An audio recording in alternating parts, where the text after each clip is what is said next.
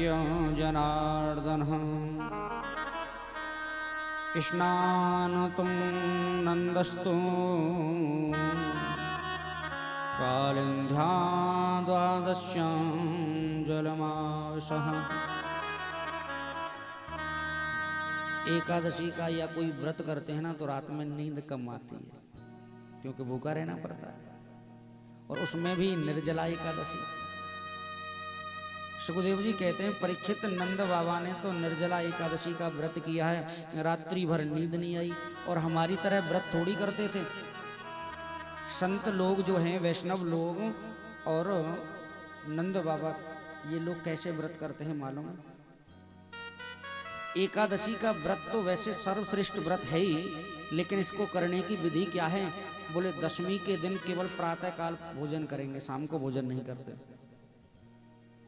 एक टाइम दशमी को भोजन करेंगे, शाम को समय भोजन नहीं करेंगे। फिर एकादशी के दिन तो बिल्कुल भी कुछ नहीं लेंगे। आजकल की व्रत थोड़ी है चकाचक, जिस दिन बढ़िया चकाचक माल घर में बन जाए तो समझ लो कोई व्रत है, हैं? कूटू की पकौड़ी, गाजर का हलवा, घिया की लौंजी, अरे आजकल तो कहना ही क्या, ये व्रत थोड़ी है। ऐसे तो तुम महीना क्या 4 महीना व्रत रखे हो और अच्छा बात है। एकादशी को कुछ नहीं, केवल जल पी लेना। और द्वादशी और एकादशी की जो रात्रि है, पूरे रात्रि में जग करके जागरण करना, प्रातः स्नान करके संत भोजन कराने के बाद में परायण करना।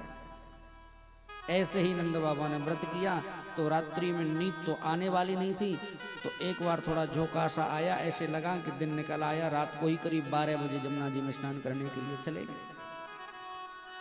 और जैसे ही यमुना जी में स्नान करने के लिए गए तो वरुण देवता सोए हुए थे। नंद बाबा ने और ब्रजवासियों ने जैसे ही छलांग मारी, बोले इनको ही देखना पड़ेगा। वरुण के सैनिक आए और नंद बाबा को पकड़ कर ले गए। नंद बाबा को जाकर के खम्भे से बांध दिया, दंड देने लगे। ब्रजवासियों ने देखा आज तो बहुत गड़बड़ हो गई, नंद बाबा डूब गई यमुना में। दौड़ते आए, आवाज लगाने लगे, अरे भैया कन्हैया, लाला कन्हैया। भगवान बोले क्या हुआ? बोले नंद जी यमुना में डूब गए। नाना भगवान को बड़ा, लाला को बड़ा क्रोध आया, दौड़ कर आए और यमुना जी में छलांग लगा दी और सीधे वरुण लोक में पहुंच गए। और जैसे ही वरुण लोक में पहुंचे, वरुण देवता ने देखा आज तो भाग्योदय हो गए, गोविंद हमारे द्वारे पर चल के आए। सभी देवता खड़े हो गए, अपने सिंहासन को छोड़ दिया, भगवान को बिठाया और बड़े सुंदर रूप से स्तुति करने लगे। अध्यो मे निभृतो देहो वैद्यवार्तोदिकं प्रभु त्वपात्मजो भगवान वापुः परम धन प्रभु।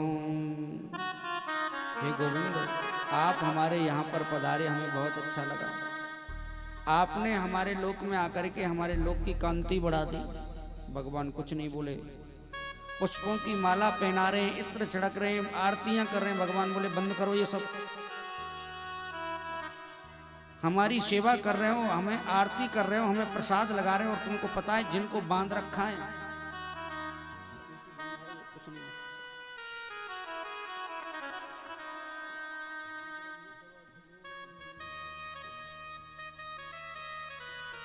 आपको पता है जिनको बांध रखा है ये कौन है? नंद बाबा इस दृश्य को देख रहे थे। वरुण बोला क्षमा करना, हम नहीं जानते कौन है। अजानता मामकेन मूढ़ेन कार्यवेदिनः आनीतो अयं तव पिता तद भवान क्षन्तुमर्हसि। भगवान बोले हमारी सेवा कर रहे हो और हमारी यहाँ पर आरती उतार रहे हो और हमारे पिता को यहाँ बांध रखा है, तुमको शर्म नहीं आती? जैसे ही सुना भगवान के पिता सैनिक दौड़ करके आए, नंद बाबा की रस्सियों को खोला और नंद बाबा के हाथ जोड़कर चरणों में गिर पड़े। नंद बाबा से बोले प्रभु क्षमा करना हमें। भगवान से कहते हैं हमें नहीं पता था ये आपके पिता हैं।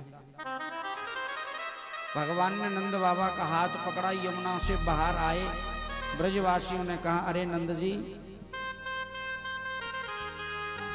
आप तो यमुना जी में समाधि लगाकर बैठे गए, हम ब्रजवासी तो घबरा गए थे। नंद बाबा बोले, भैया एक बात बताएं। बोले, हाँ, हमने कोई समाधि नहीं लगाई। जैसे ही हम यमुना जी में स्नान करने को यमुना जी में प्रवेश किया, 4 हाथन वाले 2 जने आए, हमको पकड़ ले गए और जाए के नहीं खम्मा से बांध दिए। हमने तो सोच ली कि अब बचवे वारे नहीं। लेकिन ब्रजवासियों, आपको कहा बताऊं, आज तो जितनों कहूं उतनों ही कम है। जैसे ही मेरे लाला को मालूम चली और मेरा लाला वहां पर गए तो दारी के सब घबराए गए, सिंहासन छोड़ दिए। कोई आरती करवे लगे हो, कोई हाथ जोड़ के ठाड़ो है, तो कोई तिलक कर रहा है, तो कोई माला पहना रहा है। मैंने यह दृश्य को देखे तो भैया मेरा हृदय गदगद है। देखो तो सही मेरे छोरा की कहां तक जानकारी है। हाँ, एक बात कहें, पिता चाहे कितना भी बड़ा अधिकारी हो, लेकिन बेटा जब पिता से ऊपर जाता है ना, तो पिता को बड़ी प्रसन्नता होती है। बार बार नंद जी कह रहे हैं, भैया मेरे लाला को देख के सब घबराए गए, कांपने लगे, बार बार हाथ जोड़ने लगे कि लाला हमको मालूम नहीं, अगर हमें मालूम होगी तुम्हारे पिताजी हैं तो हम कबू ऐसा अपराध नहीं करते। मेरे चरणन को छूने लगे। मैंने कहा कोई बात ना है, मैंने तुमको माफ करो। सुखदेव जी कहते हैं, परीक्षित, सभी ब्रजवासियों को भगवान ने प्रेम दिया, और भगवान को प्राप्त करने में सत्यता तो यही है कि केवल प्रेम की ही जरूरत है। प्रेम ते प्रगट होहे में जाना। आज ब्रज की गोपियों का संकल्प पूरा करने के लिए भगवान ने यमुना जी के किनारे पर शरद पूर्णिमा की रात्रि में बंसी का निनाद किया।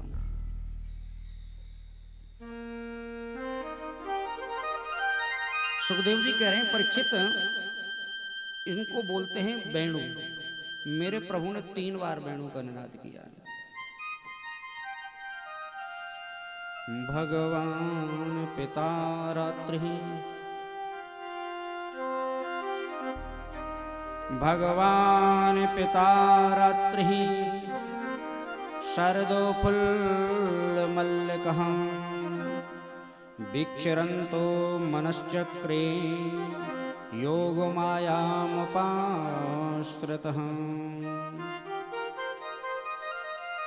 रात्रियों की जो मालिकनी होती है उसको बोलते हैं शरद पूर्णिमा की रात्रि।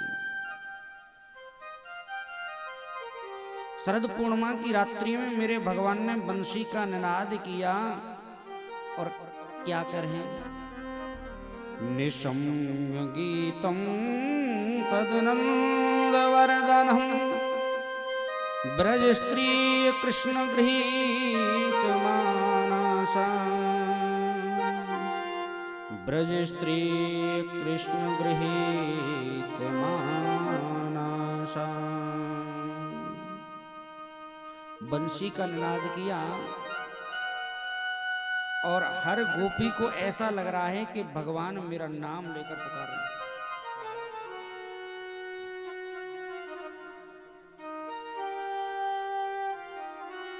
मानो भगवान कह रहे हो कि ललिता तुम यहां पर आ जाओ, विशाखा तुम यहां पर आ जाओ। सुखदेव स्वामी कह रहे हैं, परीक्षित, ब्रज की गोपियां जो जिस हाल में हैं, कोई बच्चे को भोजन करा रही है तो बच्चे को भोजन कराते छोड़ा, कोई बच्चे को दूध पिला रही है तो बच्चे को दूध पिलाते हुए छोड़ा। सुखदेव स्वामी कह रहे हैं, परीक्षित, किलिम्पत्य प्रम्रज्यन्तयोन्यः, अज्जय काश्च लोचनः। गोविंद से मिलने के लिए ब्रज गोपियां जब भागी तो कोई ब्रज की गोपी, अब देखो वो ये तो नहीं कह सकते क्रीम लगा रही है, पाउडर लगा रही है, इसलिए कहते हैं लिम्पत्य गोपी नाम, कुछ लेपन कर रही है ब्रज की गोपी। और उन्होंने जो लेपन किया है उस औषधि को अपने कपोलों पे लगाने से पहले उसको ऐसे ही टच किया और दौड़कर चली आई। कोई अपनी आंखों में अंजन लगा रही है तो एक आंख में अंजन लगा लिया और दूसरी आंख में अंजन लगाया ही नहीं। कोई गोपी अपने पति के लिए बिस्तर लगा रही है तो आधा बिस्तर का सामान है हाथ में और आधा लगा दिया, लेकर ही चले गई।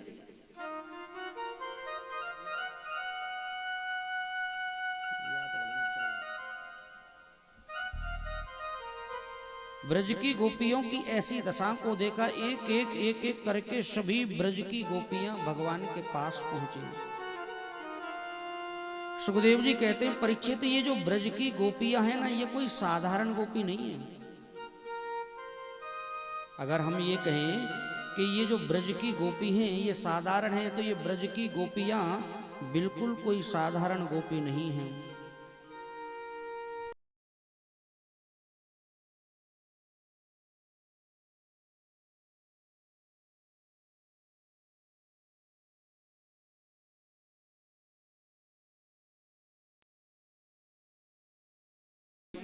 जितने भी संत मिले वो सब ब्रज की गोपी बन करके आ गए।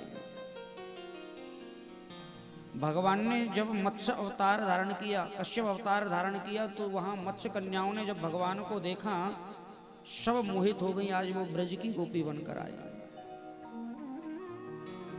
भगवान जिस समय पर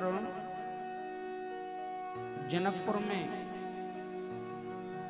जानकी जी को विवाहने के लिए गए तो जनकपुर की जितनी भी स्त्रियों ने भगवान को देखा मोहित हो गई। परीक्षित, आज वो भी ब्रज की गोपी बनकर आई है। और जब ब्रज की गोपी बनकर के आई हैं तब भगवान ने उनका स्वागत किया है। देवियों, आप यहां पर आई, मुझे बहुत अच्छा लगा।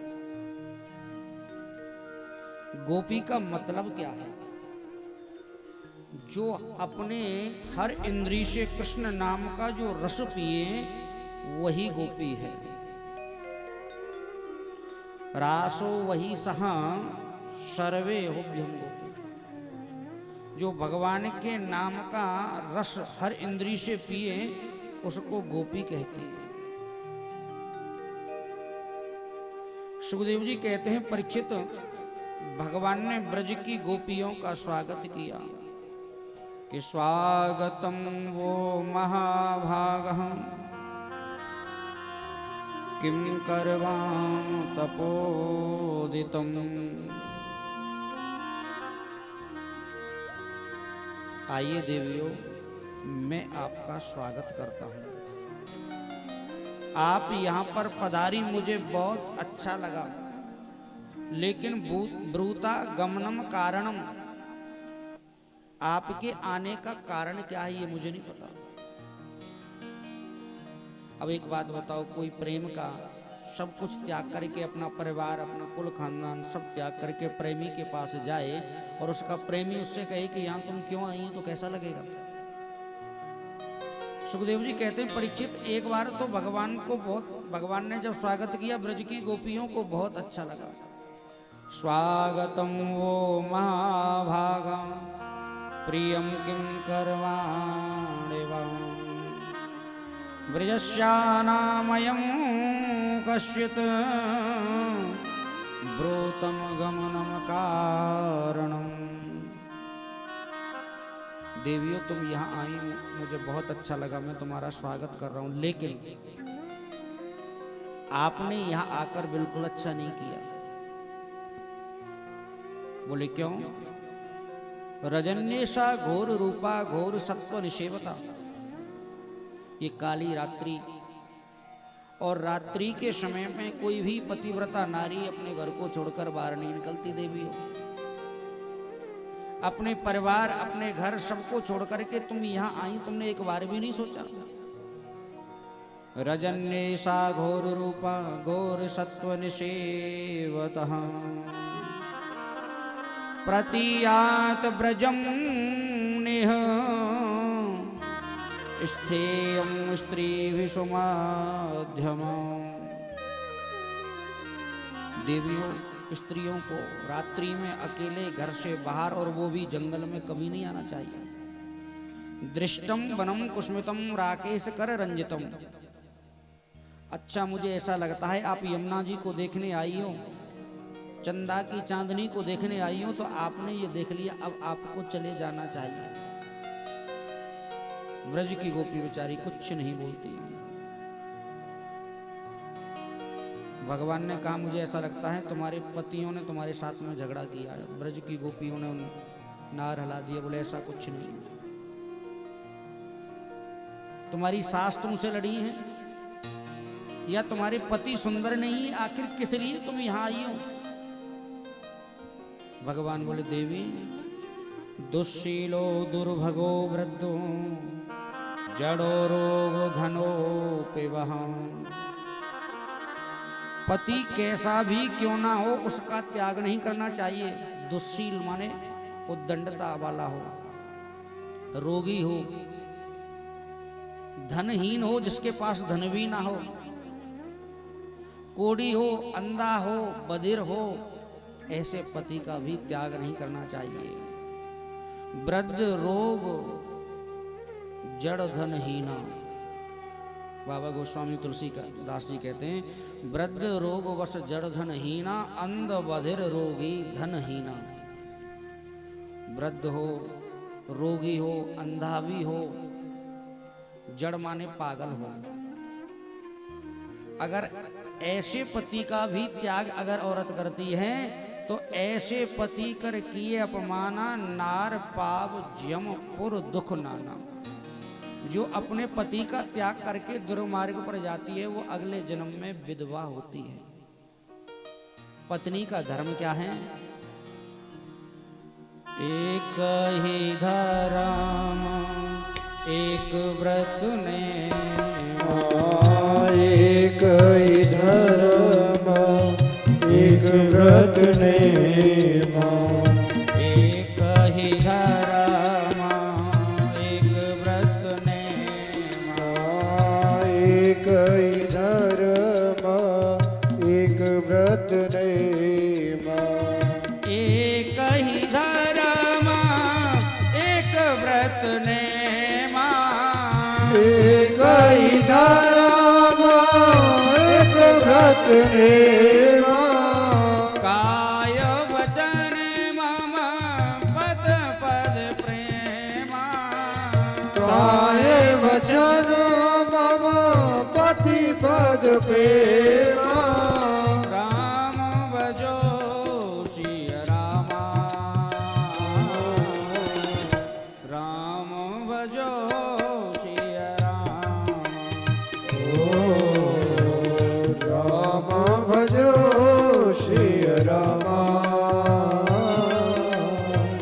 राम भजो श्री राम। भगवान कहते हैं ब्रज की गोपियों से देवियों आपको इस प्रकार न आना चाहिए था। नादाने सुद्यते नारी नोपवास सतेरपि, न तीर्थम सेवया तद्भर्तुपाद के यथा। कहते हैं अगर पति उद्दंड है तो उसके अनुसार पत्नी को कर्म करना चाहिए,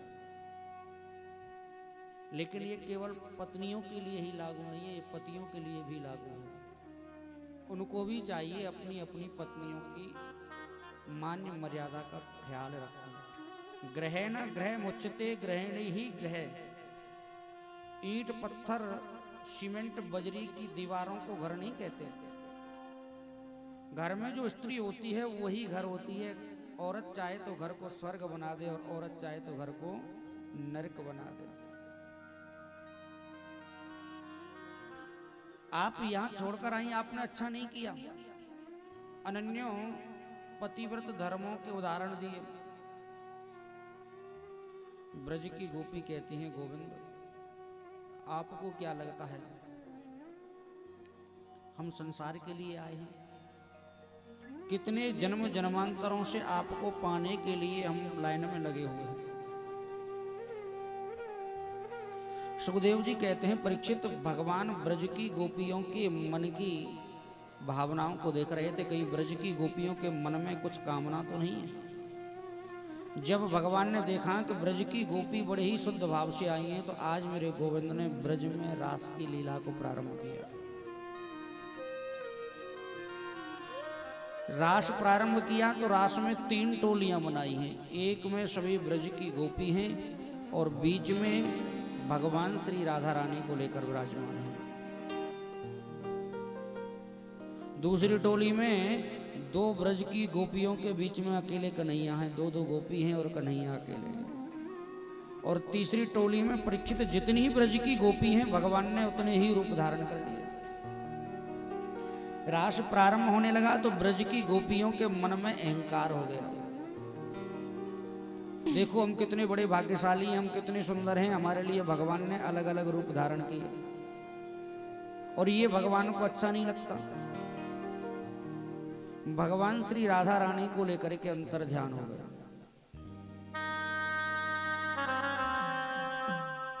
राधा रानी के मन में भी मान हो गया। राधा रानी ने मन में विचार किया, अगर मैं ब्रज की गोपियों के साथ से चली गई तो ब्रज की गोपियों को फिर भगवान कभी नहीं मिलेंगे, क्योंकि राधा है भक्ति, और जहां भक्ति होती है वहां भगवान होते हैं। राधा रानी ने भी कहा, सुनो अब मुझ पर चला नहीं जाता। भगवान बोले तो हमारे कंधे पर बैठ जाओ। जैसे ही राधा रानी ने पैर उठाकर कंधे पर बैठना चाहा, भगवान राधा रानी को छोड़कर भी अंतर ध्यान हो गए। इधर में ब्रज की गोपियां रो रो करके भगवान को पुकार रही थी, इधर राधा रानी भी ब्रज की गोपियों को ढूंढते ढूंढते यमुना जी के किनारे पर आई।